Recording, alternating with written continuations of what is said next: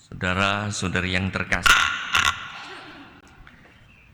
setiap orang mempunyai sesuatu atau seseorang yang membuatnya gembira, bahagia dan sukacita, tergantung dari relasi dengan sesuatu atau seseorang tersebut. Misalnya orang merasa senang, gembira sesaat, mendapat teman yang nyaman dalam perjalanan.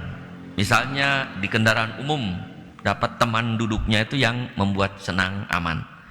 Atau orang mendapat barang idamannya, ada kegembiraan sesaat. Atau mendapat uang yang diinginkannya, ada kegembiraan. Tapi ada juga orang yang merasa senang sekali, bahagia, yang lebih tetap rasa senangnya itu karena mengalami hidup di dalam kelompok, komunitas dan keluarga yang memberinya damai, sejahtera, bisa mengaktualisasikan diri, merasa diterima. Ada orang lain yang mengalami senang yang tak terkirakan, terus menerus, sukacita penuh karena mengalami diri diberkati oleh Tuhan dalam keadaan apapun. Barang, orang, uang tidak abadi, bisa hilang dan bisa mati. Apakah rasa gembira, bahagia dan sukacita itu masih ada saat barang, orang dan uang yang membuatnya senang itu lenyap? Yesus menawarkan hidup terberkati, hidup yang membawa sukacita, yang tak terpengaruh oleh uang, barang, dan orang, karena bertumpu pada Tuhan yang mengasihi. Dalam suatu acara malam syukur pencarian dana proses pembangunan gereja Rancasari Bandung minggu lalu, tanggal 24 Januari 2026 di Bumi Silih Asih, para imam menyanyikan lagu bujangan, termasuk Romo Wahyu di belakang itu nyanyi bujangan.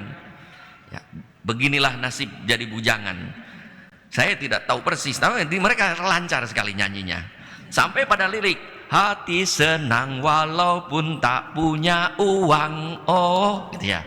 Lalu 2 kali diulangi lagi. Hati senang walaupun tak punya uang. Bohong. Ada orang jawab bohong. Ya. Sebelah saya itu jawab, ibu-ibu itu, bohong katanya. Benarkah hati senang walau tak punya uang? Benar tidak? Bohong ya? Bohong gitu ya. Ya, pastor-pastor juga cari dana itu untuk gereja. Berarti bohong tuh ya, tak punya uang. Jadi kata bohong, sahutan dari beberapa umat yang langsung spontan saya dengar, berarti ada orang yang memang tak senang kalau tidak punya uang. Sedangkan dalam lirik tersebut, bujangan merasa senang walau tak punya uang. Karena pusat senangnya, sukacitanya bukan pada uang, tapi pada kehidupan sebagai bujangan. Semua pengalaman itu kiranya sah-sah saja.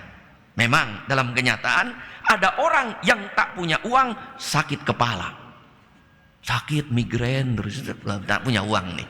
Ya, jadi kalau suami istri saudara migrain tanya punya uang nggak, ini ya. Itu tanda. Tapi ada orang juga yang entah punya ataupun tak punya, entah punya atau tak punya uang, tetap sakit kepala. Ya. Tentu ada juga orang yang dalam keadaan apapun mengalami hidup senang bagaikan bujangan.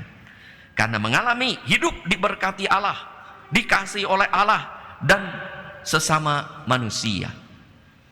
Dulu lagu anak-anak SD itu kan di sini senang, di sana senang, luar biasa ya. Di mana-mana hatiku senang juga. Nah, itu yang disebut senang yang terus-menerus. Mau di sini, mau di sana, mau di gereja, mau di rumah, di komunitas, tempat kerja, di mana-mana hatiku senang. Kalau bahasa Jawa ada ngumpul orang ngumpul, apa itu? Mangan orang mangan, ngumpul tuh. Makan tidak makan, kumpul, itu yang membuat senang.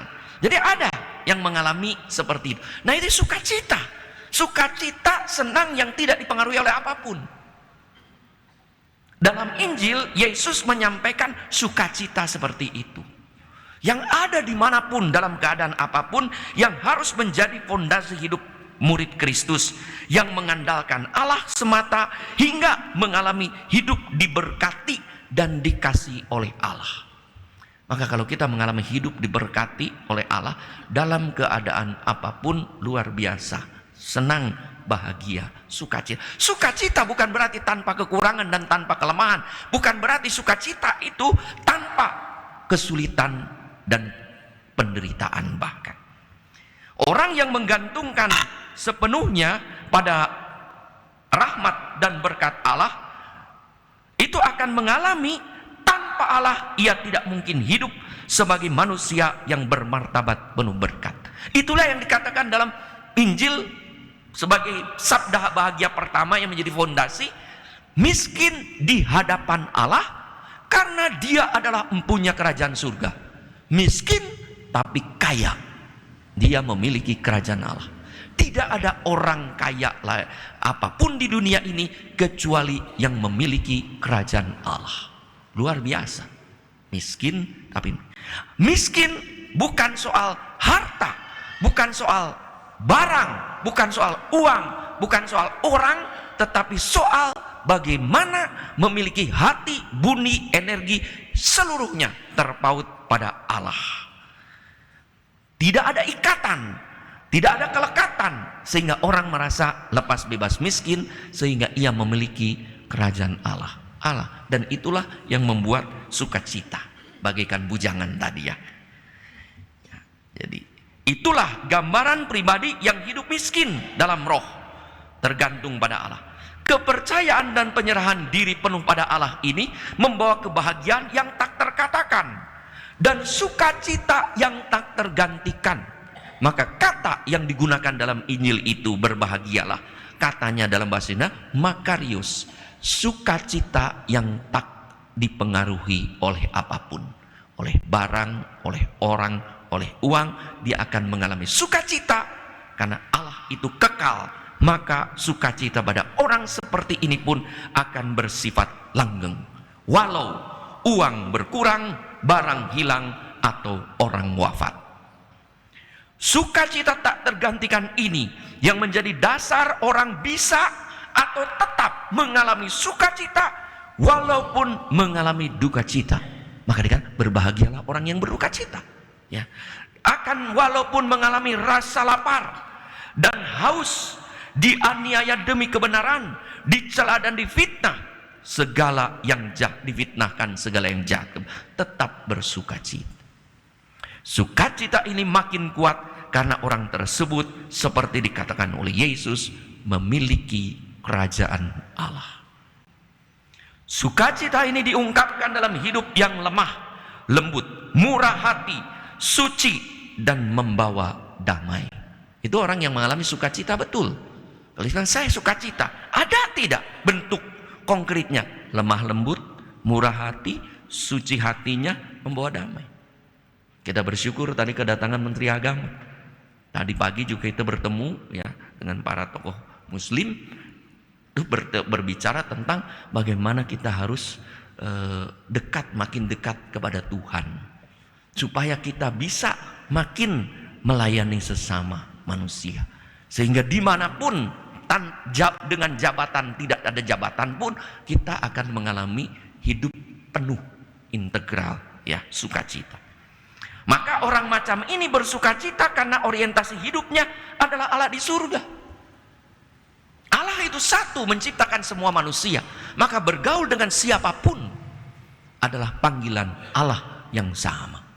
Maka saya tadi mengatakan ketika Bapak Kiai Haji Nasaruddin Umar, imam besar itu memimpin doa, selalu mengantar kita pada Tuhan Yesus yang kita imani.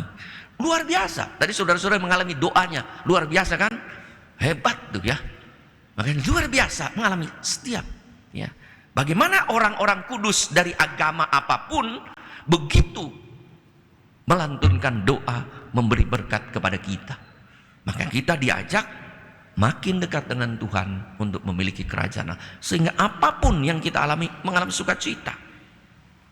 Yesus mengakhiri sabda bahagia dengan berkata, bersukacitalah dan bergembiralah sebab ganjaranmu besar di surga. Ya. Orang akan mengalami sukacita yang tak tergantikan ketika ia hanya mencari ganjaran di surga, menanti berkat dari Allah. Dan persis judul itu, bersukacitalah dan bergembiralah, dijadikan oleh Paus itu Gaudete et Exsultate, ya, bersukacita dan bergembiralah, sebagai panggilan kekudusan orang pada zaman sekarang.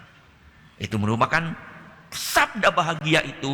Bagi Paus Fransiskus itu adalah ajakan fondasi untuk menjadi orang kudus zaman sekarang. Dan itulah yang disampaikan Yesus juga pada saat para murid pulang dari perutusan dengan hasil luar biasa. Karena apa? Setan-setan bergelimpangan, orang sakit disembuhkan, mujizat terjadi.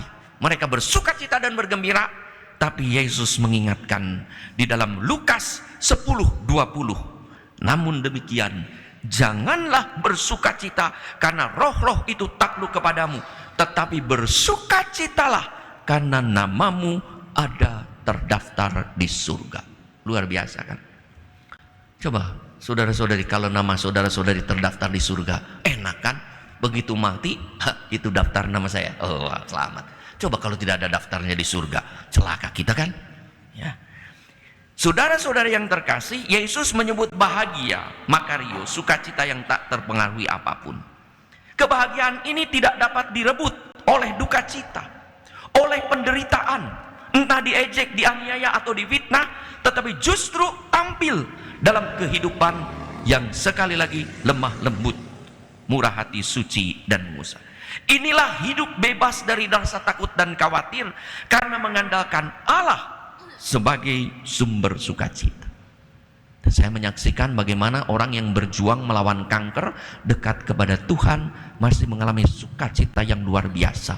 Senyum, mendoakan orang, memberi pelayanan dalam keadaan kanker yang luar biasa. Ya. Karena apa? Tuhan dasar hidup. Maka bukan kesuksesan yang membuat kita bahagia, tapi kebahagiaan, sukacita karena Allah itulah yang membuat hidup kita sukses. Orang yang dekat dengan Allah akan peduli akan tugas dan tanggung jawabnya di dunia ini. Maka dia akan bekerja dengan penuh tanggung jawab, melayani dengan tulus hati, bergaul seluas mungkin demi kemuliaan Tuhan dan menjadi berkat bagi sesama. Sukacita inilah yang justru mengantar kesuksesan orang-orang yang dekat pada Allah. Hingga orang bersukacita karena sukses lahir dan batin, hidup material dan hidup spiritual. Kebahagiaan terletak pada apa? Kebahagiaan terletak bukan pada apa yang akan kita peroleh dan apa yang akan kita miliki, tetapi pada bagaimana kita sekarang ini mensyukuri, menikmati apa yang kita miliki, yang kita imani dianugerahkan Allah melalui sesama. Mari kita tumbuhkan sukacita makarios yang tak tergantikan ini, hingga dalam keadaan apapun kita mengalami sukacita karena dekat dengan Tuhan dan mengalami berkat hidup terberkati karena kasih-Nya luar biasa, hingga dengan sukacita kita tampil sebagai pribadi yang lemah lembut, murah hati dan suci hatinya.